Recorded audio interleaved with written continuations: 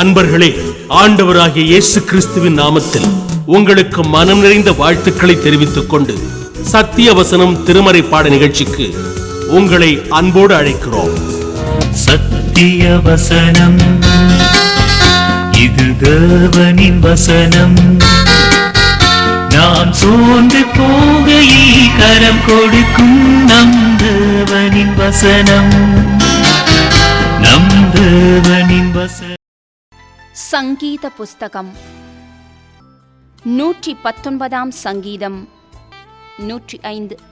உம்முடைய வசனம் என் கால்களுக்கு தீபமும் என் பாதைக்கு வெளிச்சமுமாயிருக்கிறது. ஆண்டவராகிய இயேசு கிறிஸ்துவனுடைய புண்ணிய நாமத்தினாலே சத்தியவசன நிகழ்ச்சியை காண்கிற கேட்கிற உங்கள் ஒவ்வொருவரையும் ஆண்டவர் ஆசீர்வதிப்பாராக. வேத வசனத்தை சார்ந்த இந்த ஊழியங்களுக்காக நீங்கள் ஜெபிப்பதற்காக நன்றி சொல்கிறோம். உங்களுக்காக, உங்கள் ஜெப குறிப்புகளுக்காக நாங்கள் தொடர்ந்து ஜெபம் செய்து வருகிறோம். ஆண்டவர் உங்களை ஆசீர்வதிப்பாராக. இந்த நிகழ்ச்சியை நீங்கள் பலருக்கு அறிமுகப்படுத்த நாங்கள் உங்களை அன்போடு வேண்டுகிறோம். அருமையானுள்ளே, நெகேமியா என்கிற அந்த பழைய ஏற்பாட்டின் புஸ்தகத்தை நாம் தொடர்ந்து தேவ பலத்தோடு, தேவ கிருபையோடு, தேவ ஆவியானுடைய ஒத்தாசையோடு நாம் கற்றுக்கொள்ள ஆண்டவர் உதவி செய்து வருகிறார்.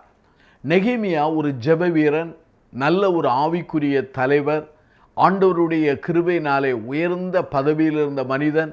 தன்னுடைய வாழ்விலே அதை விட்டுவிட்டு எருசலேமின் இடிந்து போன அலங்கத்தை கட்டுவதற்காக 12 ஆண்டுகளாக எருசலேமிலே தங்கி அநேக பாடுகளை ஏற்றுக்கொண்டு அநேக நிந்தைகள், அவமதிப்புகள், மிரட்டல்களெல்லாம் சந்தித்து அந்த பணியை அவர் 52 நாட்களிலே அந்த அலங்கத்தை கட்டி முடித்ததை நாம் திருமுறையிலே வாசிக்கிறோம். இன்றைக்கு நான் சொல்லுகிற ஒரு முக்கியமான ஒரு செய்தியானது நெகேமியாவின் புஸ்தகத்திலே 7ஆம் 8ஆம் அதிகாரத்தை நான் சொல்ல விரும்புகிறேன். பிரியமானவர்களே, இந்த 7, 8ஆம் அதிகாரம் முக்கியமான ஒரு அதிகாரங்களாகும். ஆகவே முதல் பகுதிகளிலே அங்கே அலங்கம் கட்டுகிறதை அங்கே நெகேமியா புஸ்தகத்திலே நாம் வாசித்து அறிந்தோம். ஆனால் அதற்கு அப்புறமாக இந்த நெகேமியாவினுடைய பிற்பகுதியை பார்த்தால் அங்கே ஜனங்களை கட்டி எழுப்புகிற அந்த நிலைப்பாட்டை 7ஆம் அதிகாரத்திலிருந்து நாம் தொடர்ந்து அங்கு ஆண்டவர் செயல்படுகிறதை, ஆண்டவர் நெகேமியாவை பயன்படுத்துகிறதை நாம் அறிந்து கொள்ள முடிகிறது. ஆகவே முதல் பகுதி, நெகேமியாவின் புஸ்தகத்தினுடைய முதல் பகுதி ரீபில்டிங் த வால், 2வது பகுதி rebuilding the people of God என்று சொல்லலாம். அநேகர் இன்றைக்கு ஆலயம் கட்டுகிறார்கள், சபைக்குரிய கட்டுமானங்களை கட்டுகிறார்கள், ஊழியத்துக்குரிய அந்த அநேக கட்டடங்களை கட்டுகிறார்கள். அதை நான் தவறு என்று சொல்வதில்லை. ஏனென்றால் அது தேவையானது, அவசியமானது, ஆண்டவருக்கு மகிமையாக காணப்படுகிறது. ஆனால் அதே சமயத்தில் என்னுடைய தனிப்பட்ட கருத்து என்னவென்றால், ஒருவேளை ஆலய கட்டுமானங்களுக்கு கொடுக்கிற அந்த முக்கியத்துவத்தை நாம் முதலாவது சபையில் இருக்கிற சபை மக்கள் கட்டப்படுவதற்கு நாம் முக்கியத்துவம் கொடுக்கப்பட வேண்டும் என்பதை நான் விரும்புகிறேன். என் ஆண்டவரும் விரும்புவார் என்று ஆண்டவருடைய நாமத்துக்குள்ளே நான் நம்புகிறேன். அநேகர் ஆலயங்களை, கட்டடங்களை கட்டுகிறார்கள். ஆனால் ஆன்மீக வாழ்க்கையிலே ஜனங்களுடைய ஆவிக்குரிய தன்மையை கட்டி எழுப்ப மறந்து விடுகிறார்கள். அப்படிப்பட்ட ஊழியங்கள் கொஞ்ச காலங்களிலே காணாமல் போய்விடுகிறதை நாம் அறிந்திருக்கிறோம்.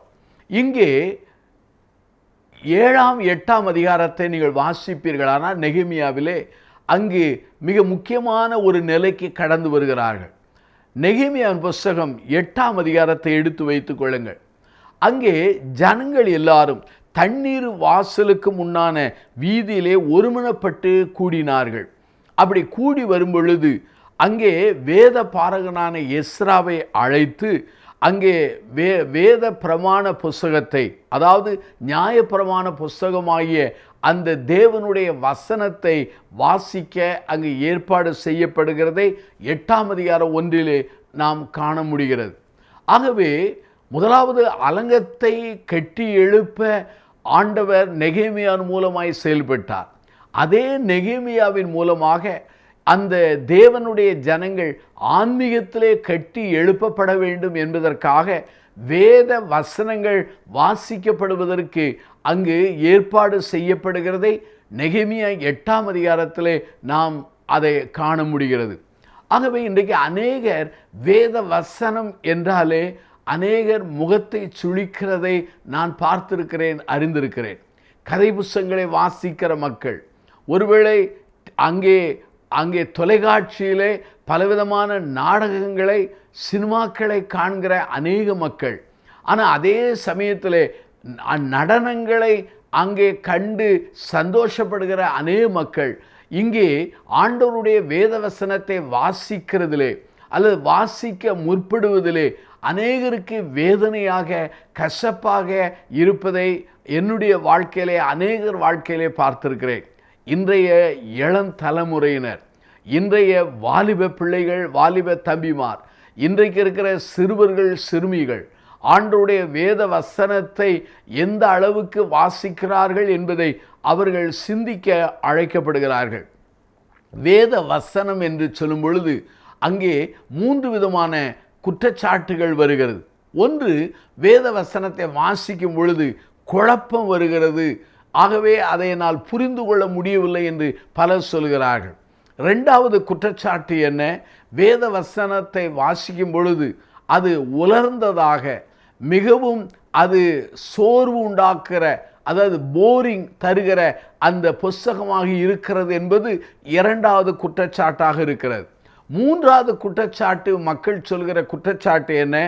அந்த வேத வசனத்தில் இருக்கிற காரியங்கள் இந்த நடைமுறை வாழ்க்கைக்கு அது கைக்கொள்ள முடியாத நிலைமை, அதாவது அப்ளிகேஷன், அதாவது அதை என்னுடைய வாழ்க்கையிலே ஏற்றுக்கொள்ள முடியாத அல்லது என் வாழ்வின் பிரச்சனைகளுக்கு, சூழ்நிலைகளுக்கு அதை ஒத்து அதை ஏற்றுக்கொள்ளாத நிலையிலே காணப்படுகிறது என்பது அநேகர் சொல்கிற 3வது குற்றச்சாட்டு.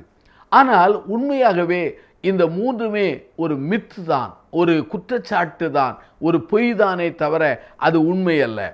அருமையானவர்களே, எல்லா காரியங்களும் அங்கு சீர்திருத்தப்பட்ட பிற்பாடு நெகேமியாவின் புஸ்தகம் 8ஆம் அதிகாரத்திலே வேத வசனத்தை வாசிக்க கேட்பதற்கு அங்கே ஏற்பாடு செய்யப்படுகிறதை நாம் காண முடிகிறது.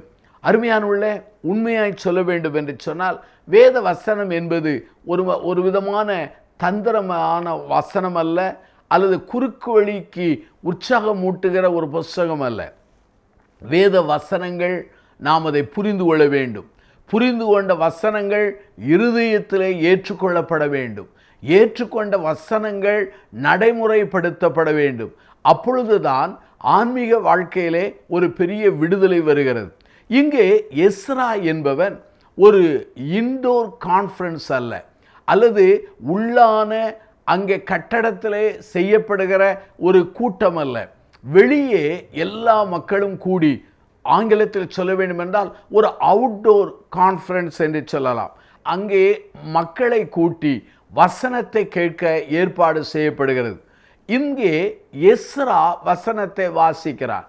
இந்த எஸ்ரா என்பவன் யார்? ஒரு ஆசாரியன்.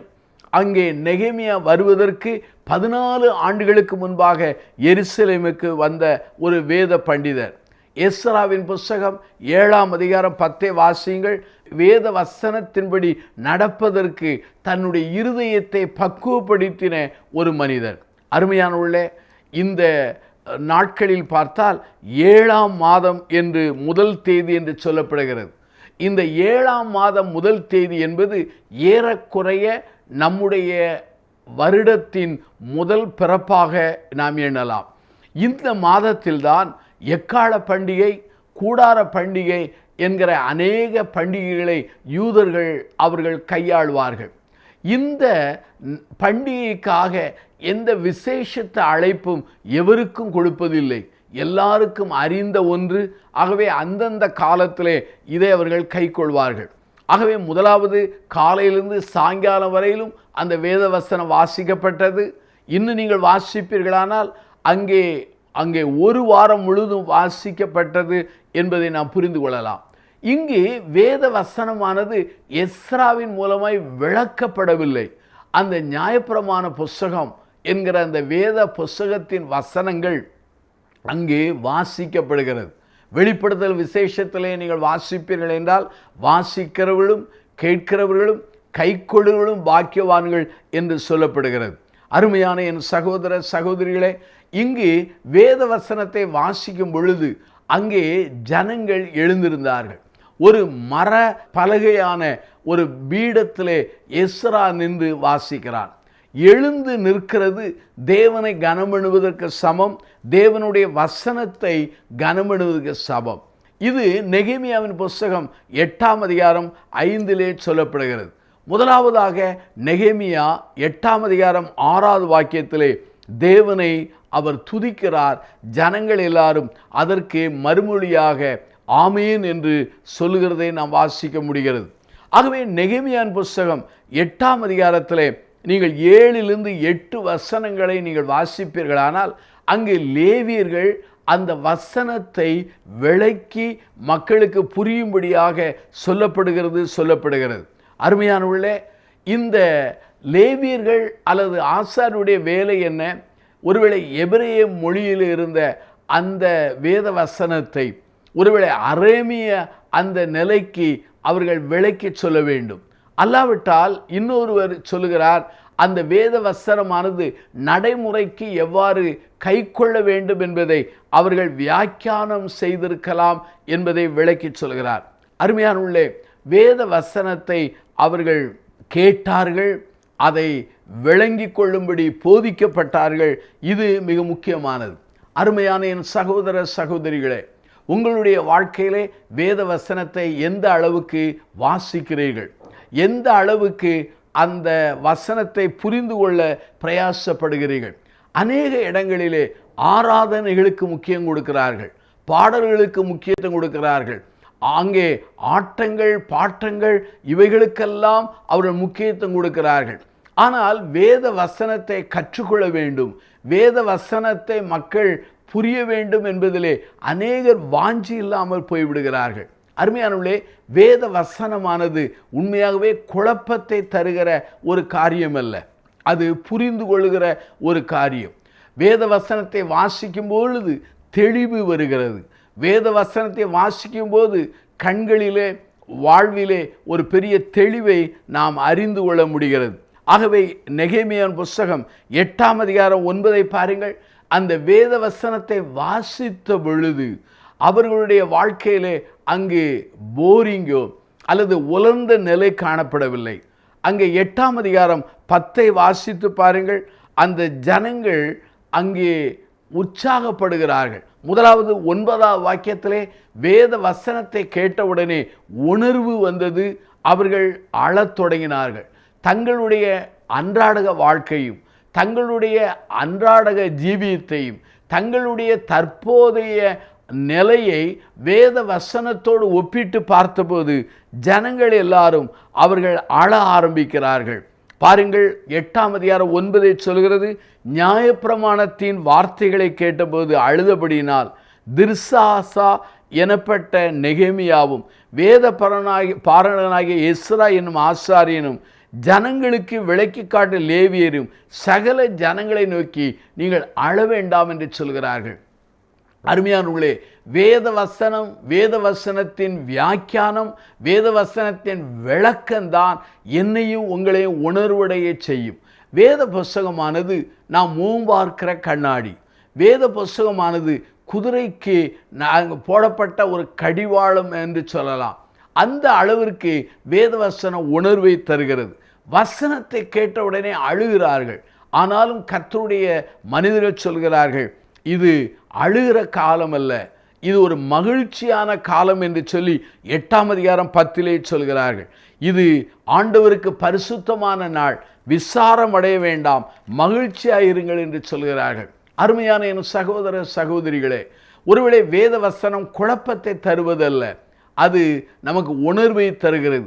வேத வசனமானது ஒருவேளை ட்ரை, அதாவது உலர்ந்தது அல்லது போரிங் அல்லது சோர்வடையது அல்ல, அது மகிழ்ச்சி நிறைந்தது என்பதை நெகேமியாவின் புஸ்தகம் 8ஆம் அதிகாரத்தில் நாம் கற்றுக்கொள்ள முடிகிறது.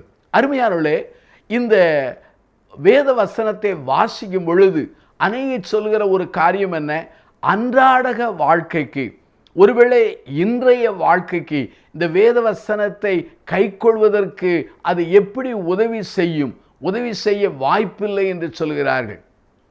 எத்தனையோ ஆண்டுகளுக்கு முன்பாக எழுதப்பட்ட வேத வசனம், எத்தனையோ ஆண்டுகளுக்கு முன்பான சூழலில் சொல்லப்பட்ட வசனங்கள். ஆகவே இன்றைய நடைமுறைக்கு இந்த 21ஆம் நூற்றாண்டிலே, இந்த ஆண்டிலே, இந்த நாளுக்கு அது ஒத்து வருமா என்று கேட்கிறார்கள். அருமையான என் சகோதர சகோதரிகளே, 42 ஆண்டுகள் இந்த வேத வசனத்தை நான் வாசித்து வருகிறேன். ஒவ்வொரு நாளுக்கும் அந்தந்த காலத்துக்குரிய சூழ்நிலைக்கு தக்கதாக வேத வசன வியாக்கியானங்களை உள்ளடக்கியதான் இந்த வேத வசனம். அருமையானுள்ளே, இந்த வேதத்தை அவர்கள் வாசிக்கிறார்கள். வாசித்த பொழுது அவர்களுடைய வாழ்க்கையிலே விடுபட்ட ஒன்றை அவர்கள் அறிந்து கொள்கிறார்கள். நெகேமியாவின் புஸ்தகம் 8ஆம் அதிகாரத்தை பாருங்கள். அங்கே 14 சொல்கிறது, அப்பொழுது நியாயப்பிரமாணத்திலே இஸ்ரவேல் புத்திரர் 7ஆம் மாதத்தின் பண்டிகையிலே கூடாரங்களில் குடியிருக்க வேண்டும் என்று கர்த்தர் மோசேயை கொண்டு கற்பித்த காரியம் எழுதியிருக்கிறதாக கண்டார்கள். ஆகவே இந்த வேத வசனத்தை வாசிக்கும் பொழுதுதான் கூடார பண்டிகையை அவர்கள் கை கொள்ளவில்லை என்பதை உணர்த்தப்பட்டு அந்த கூடார பண்டிகையை கை கொள்ள அவர்கள் முயற்சிக்கிறார்கள். 8ஆம் அதிகாரத்தை பாருங்கள், 17 பாருங்கள். இந்த பிரகாரமாக சிறையிருப்பிலிருந்து திரும்பி வந்தவர்களின் சபையார் எல்லாரும் கூடாரங்களை போட்டு கூடாரங்களில் குடியிருந்தார்கள். அதாவது நூனின் குமாரனாகிய யோசுவாவின் நாட்கள் மட்டும், அந்நாள் மட்டும் இஸ்ரவேல் புத்திரர் செய்யாதிருந்து இப்போது செய்தபடியால் மிகுந்த சந்தோஷம் உண்டாயிற்று. இந்த வேதத்தை வாசிக்கும் பொழுதுதான் அவருடைய வாழ்க்கையில விடப்பட்ட அல்லது மறந்து போன கை கொள்ளாத ஒரு காரியம் அவர்களுக்கு உணர்த்தப்படுகிறது. அதை செய்கிறார்கள். இந்த கூடார பண்டிகையினுடைய நோக்கம் என்ன? இஸ்ரவேல் ஜனங்கள், அவருடைய முற்பிதாக்கள் ஒவ்வொரு இடங்களிலும் கூடாரங்களில் தங்கி இருந்ததை ஞாபகப்படுத்துகிறார். ஆகவே அந்த கூடார பண்டிகையிலே தங்கியிருந்த அந்த நிலையை அவர்கள் கை கொள்ளும் பொழுது தேவன் தங்களை நடத்தின கடந்த காலத்தையும் தேவன் நிகழ்காலத்திலே தங்களை ஆசீர்வதித்ததை அவர்கள் புரிந்து கொண்டு தேவனை கனம் பண்ண வேண்டும் என்கிறதை ஆண்டவர் கற்றுக் கொடுத்தார். அருமையான சகோதர சகோதரிகளே, வேத வசனத்தை வாசிப்பதினால் குழப்பமில்லை, உணர்வு உண்டு, தெளிவு உண்டு. வேத வசனத்தை வாசிப்பதினாலே உலர்ந்து போகவில்லை அல்லது சோர்வடையவில்லை, அங்கு மகிழ்ச்சி காணப்படுகிறது. வேத வசனத்தை வாசிப்பதினாலே இன்றைய நாட்களுக்கு அது ஒத்து வருமா என்று கவலைப்படாதிருங்கள். இந்த வேத வசனத்தை வாசித்தனால்தான் விடப்பட்டிருக்கிற அந்த கூடார பண்டிகையை கண்டுபிடித்து அவர்கள் செய்தார்கள் என்பதை வேத வசனம் சொல்லுகிறது. ஆகவே வேத வசனத்தை வாசித்து பாருங்கள். உங்கள் வாழ்க்கையிலே விடுபட்ட அல்லது உங்கள் வாழ்க்கையிலே சீர்படுத்தப்படாத உங்கள் வாழ்க்கையின் தவறுகள், குற்றங்கள், இவைகளெல்லாம் ஆண்டவர் வசனத்தின் மூலமாய் ஆவியானவர் உணர்த்தி அதை சரி பண்ண ஆண்டவர் தூண்டுவார். நான் ஒவ்வொரு நாளும் வேத வசனத்தை வாசிக்கும் பொழுது இஸ்ரவேல் ஜனங்களுக்கு வனாந்தரத்திலே மன்னா கிடைத்தது போல அந்தந்த நாளுக்குரிய ஆலோசனை, அந்தந்த நாளுக்குரிய புத்திமதிகள், அந்தந்த நாளிலே நான் செய்ய வேண்டியது, செய்ய மறந்தது, இவைகளெல்லாம் அறிந்து சீர்படுத்த ஆண்டவர் எனக்கு உதவி செய்து வருகிறார். ஆகவேதான் வேத வசனமே நம்முடைய வாழ்க்கைக்கு பாதைக்கு தீபமாயிருக்கிறது என்பதை புரிந்து கொள்ளுங்கள். ஆகவே ஆன்மீகத்திலே புதுப்பித்தல் வர வேண்டுமா? வசனத்துக்கு திரும்புங்கள், வசனத்தை வாசியுங்கள், வசனத்தை புரிந்து கொள்ள ஆவியானுடைய ஒத்தாசையை தேடுங்கள். புரிந்து கொண்ட அந்த வசன தெளிவை நடைமுறைப்படுத்துங்கள். வாழ்க்கையிலே புதுப்பித்தலும் ஜெயத்தையும் பெறுவீர்கள். பிரார்த்தனை செய்வோமா? ஜீவனுள்ள பிதாவே, வேத வசனத்துக்கு இந்த இஸ்ரவேல் ஜனங்கள் முக்கியத்துவம் கொடுத்ததை அந்த நெகேமியா ஆண்டவரை 8ஆம் அதிகாரத்திலே நாங்கள் கற்றுக்கொண்டோம். ஆண்டவரே, வேத வசனமானது இன்றைக்கும் உயிர் உள்ளது, ஜீவன் உள்ளது, மனிதனை மாற்றுகிற வல்லமை உள்ளது. மனிதனுடைய தன்மையை, அவருடைய குணநலன்களை எல்லாவற்றையும் மாற்றி ஒரு வெற்றி நிறைந்த ஒரு வாழ்க்கையை கொடுக்கிற மகிமை உள்ளது என்பதை நாங்கள் கற்றுக்கொண்டோம். வேத வசனத்துக்கு முக்கியம் கொடுத்து வாழ்வோம் என்று தீர்மானிக்கிற ஒவ்வொரு ஜனங்களையும் ஆசீர்வதியும். இயேசுவின் நாமத்தில் பிரார்த்திக்கிறோம் ஜீவனுள்ள பிதாவே.